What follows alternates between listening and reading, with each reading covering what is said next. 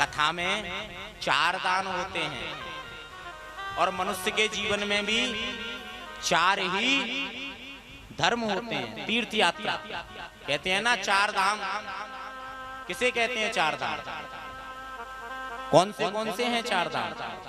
बोले 4 धाम कर लो, हमारी यात्रा हो गई, तीर्थ यात्रा हो गई। 4 धामों का अर्थ क्या है? सबसे पहला धाम द्वारिका। द्वारिका को क्या कहते हैं? सोने की द्वारिका। भगवान ने सोने की बनाई ना, सोने की द्वारिका। वो सोना नहीं जो हम आभूषण पहनते हैं, वो सोना जो हम आंख बंद करके सोते हैं।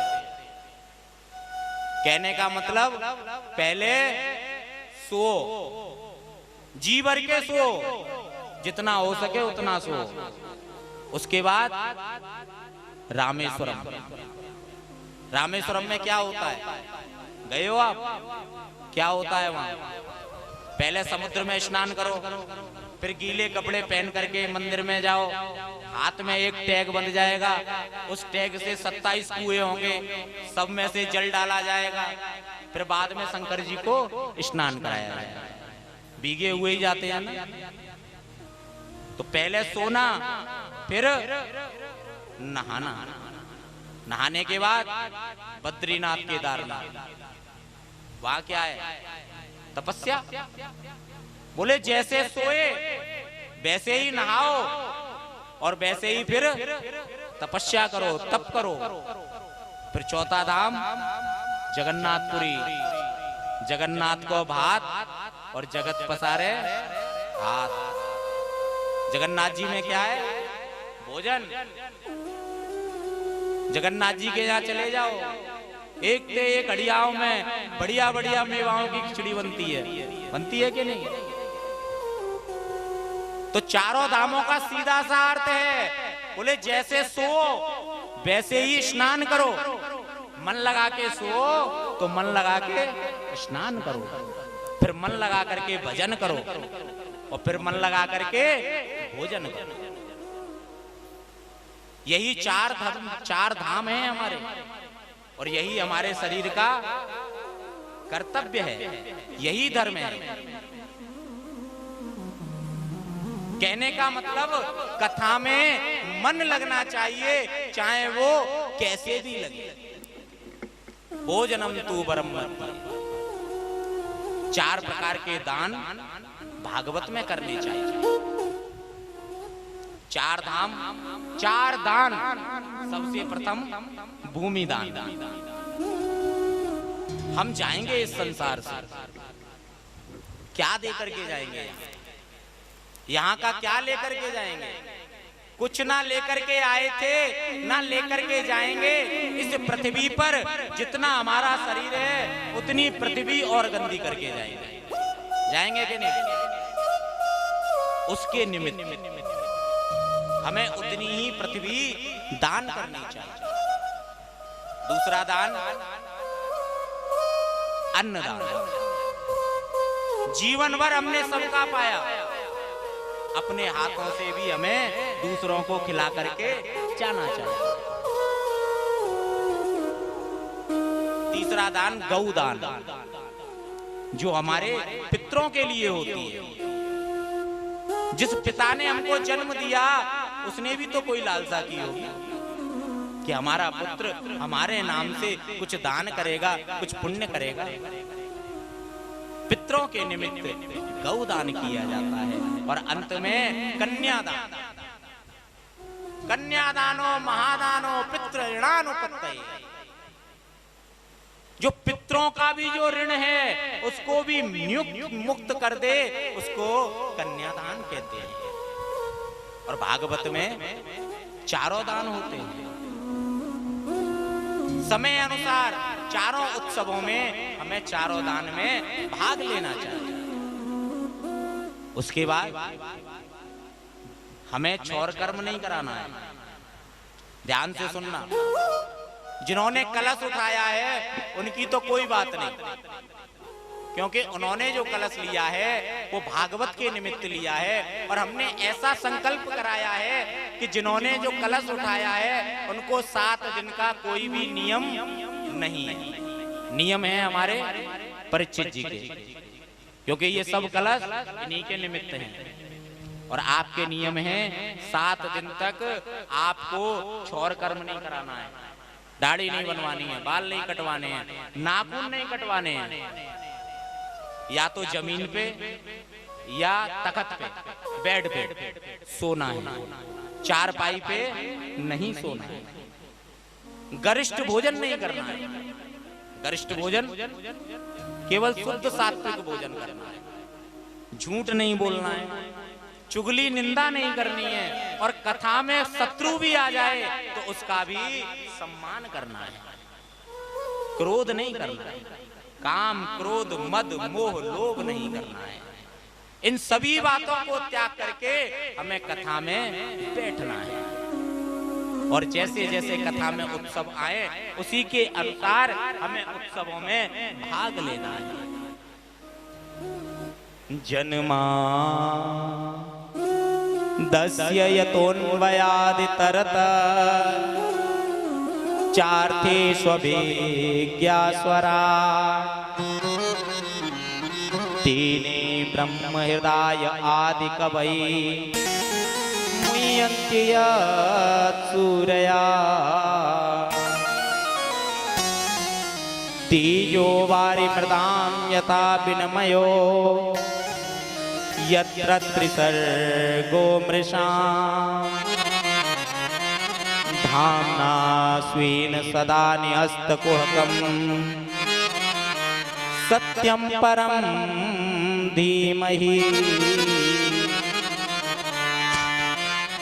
ये भागवत का प्रथम श्लोक है और इसको मंगलाचरण कहते हैं।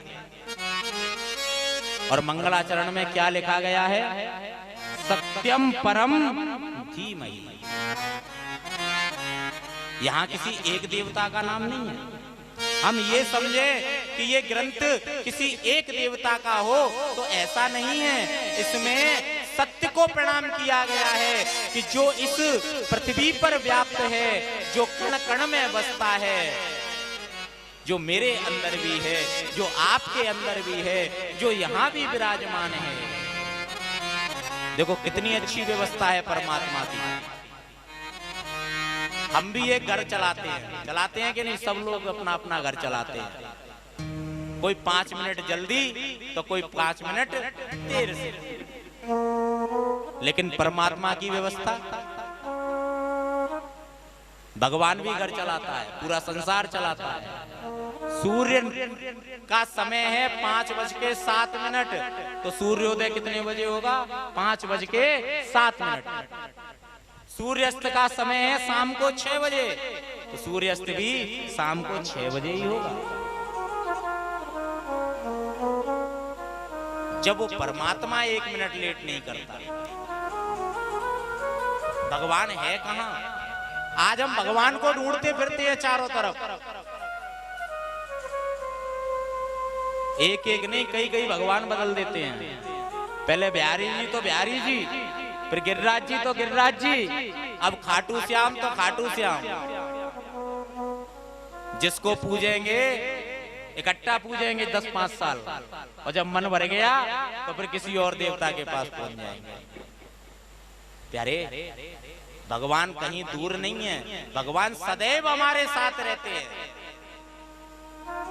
रोज हमें दर्शन देते हैं। क्या हम उनको पहचान पाते हैं? नहीं पहचान पाते। किसे कहते हैं भगवान? हम विद्यालय में गए हुए हैं, सब पढ़े लिखे हैं। एक विषय होता है जिसको कहते हैं व्याकरण, ग्रामर। ग्रामर में हमें पढ़ाया जाता है। बोले नाउन किसे कहती है? नाउन की परिभाषा। तब नाउन की परिभाषा बताई जाती है। Noun is the name of a person, place और thing, this called a noun. भगवान की परिभाषा क्या है? किसे कहते हैं भगवान? अब भगवान को भी ग्रामर की दृष्टि से व्याख्या करो। पहले संधि विच्छेद करें। भा धन गा धन वा फिर आ डंडा उसके पीछे फिर ना। कितने शब्द बने? 5 बने। भा ग वा, बा के पीछे डंडा आ उसके बाद ना। और ग्रामर में डंडे को भी शब्द बताया गया है। आप तो सब पढ़े लिखे हैं, बताया है कि नहीं? अगर शब्द बोलने में अटपटा हो तो हम डैश बना सकते हैं, डंडा भी खींच करके उसको आकार मान सकते हैं, क्योंकि सूत्र आता है इको यणचि इका स्थाने यणा स्यादचि सा सवर्ण संज्ञा स्यात्। पहला शब्द बना भा। भा माने भास्कर। भास्कर माने सूर्य। सूर्य रोज दिखाई देता है, रोज अस्त होता है, रोज दिखाई देता है। और 4 दिन सूर्य ना निकले लोग बिलबिलाने लग जाते हैं। पहला भगवान। क्या सूर्य ने कभी भेदभाव किया कि यहाँ गंदगी है, यहाँ मैं रोशनी नहीं दूंगा, यहाँ साफ है, यहाँ रोशनी दूंगा? किया भेदभाव? पहला भगवान सूर्य। दूसरा शब्द भाग। गा माने गगन, आकाश, अंबर। तुम अलीगढ़ से देखो तब भी वही आकाश दिखाई देगा। तुम अमेरिका चले जाओ वहां भी दिखाई देगा। तुम इटली चले जाओ, कहीं भी चले जाओ, देश के कोने पे, दुनिया के कोने पे कहीं भी चले जाओ, तुम्हें ये दिखाई देगा। तीसरा वा। वा माने वायु, हवा। अभी कूलर बंद कर दो, हवा बंद कर दो, फिर क्या होगा? एक भी नहीं बैठेगा, सब हवा के लिए घूमेंगे। हवा मिले, हवा मिले। क्या हवा ने कभी पक्षपात किया है कि भैया ये अमीर है इसको हवा मिलनी चाहिए, ये गरीब है इसको नहीं मिलनी चाहिए? ये नहाया नहीं इसको हवा नहीं मिलेगी, और ये नहाया हुआ है इसको हवा मिलेगी। क्या हवा ने भेदभाव किया? चौथा शब्द वा के पीछे डंडा, अर्थात अग्नि। अग्नि कहां से आई? बोले बांसों की रगड़ लगी, अग्नि प्रकट हो गई। और अग्नि भेदभाव करती है क्या? अगर जंगल में आग लग जाए तो गीले पेड़ भी स्वाहा हो जाते हैं। अग्नि ना तो बच्चा देखती है, ना जवान देखती है, ना बूढ़ा देखती है। जो उसमें हाथ डालेगा वो जलेगा। और अंतिम शब्द ना। ना माने नीर, अर्थात जल, अर्थात पानी। क्या पानी ने कभी भेदभाव किया?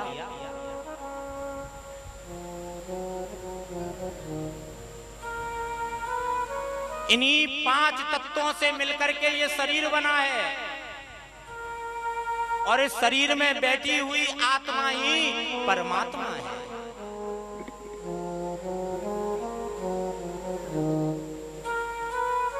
क्योंकि शरीर में जल भी है, सूर्य भी है, अग्नि भी है, क्षिति जल पावक गगन समीरा, पंच तत्व यह रचित शरीर। ये परमात्मा ने ये शरीर बना करके दिया है हमें, और इस शरीर में आकर के जो बोल रहा है, जो देख रहा है, जो सुन रहा है, वही आत्मा रूपी परमात्मा है। बस हमें तो प्रयास करना है कि उस आत्मा को उस परमात्मा के चरणों में बांध देना है।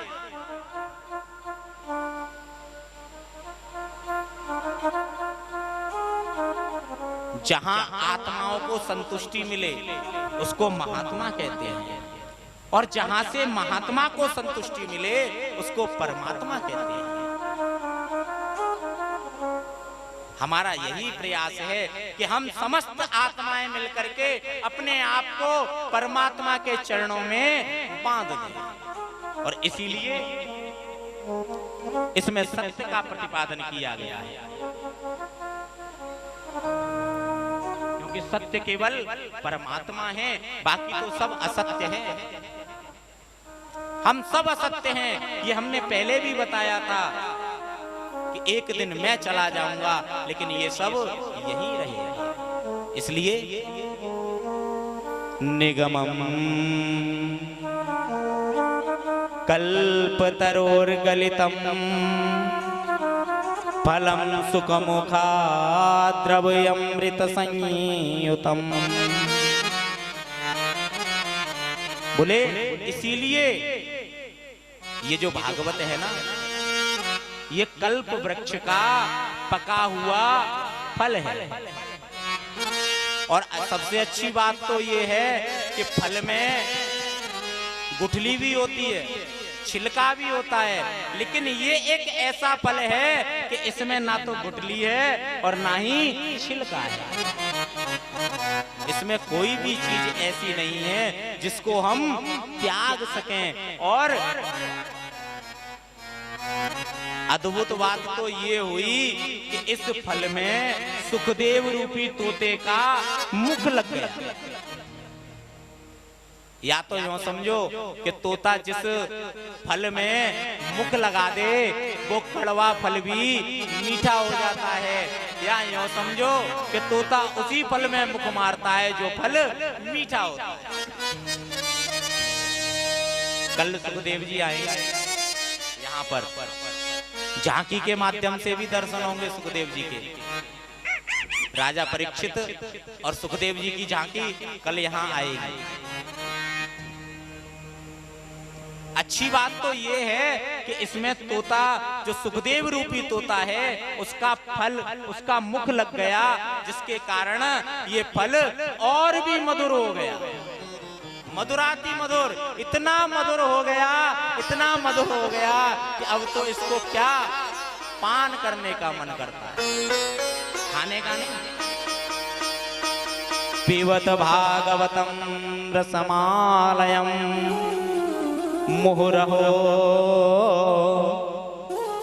रसिका बुविबाबुका। रसिकों के मुख से बड़े भाव के साथ इस फल का पान करो, और ये जब फल पान करके हृदय में उतर जाएगा तो हमें परमात्मा की प्राप्ति हो जाएगी। इसलिए सुखदेव जी कहते हैं एक बार नहीं। कोई कहता है अभी तो हमने इसको कथा को सुना था 10 दिन पहले, तो हमारे गांव में हुई थी, 8 दिन पहले वहां हुई थी। बोले भैया ये तो ऐसा फल है, ये तो ऐसा आनंद है इसका, तो इसको तो जब मिले जब ही पान करना चाहिए। हमें बिल्कुल भी ये नहीं सोचना चाहिए कि अभी तो हमने इसको सुना है, अभी तो पान किया है। जब सुलभ हो जाए तभी हमें इस अमृत का पान कर लेना चाहिए।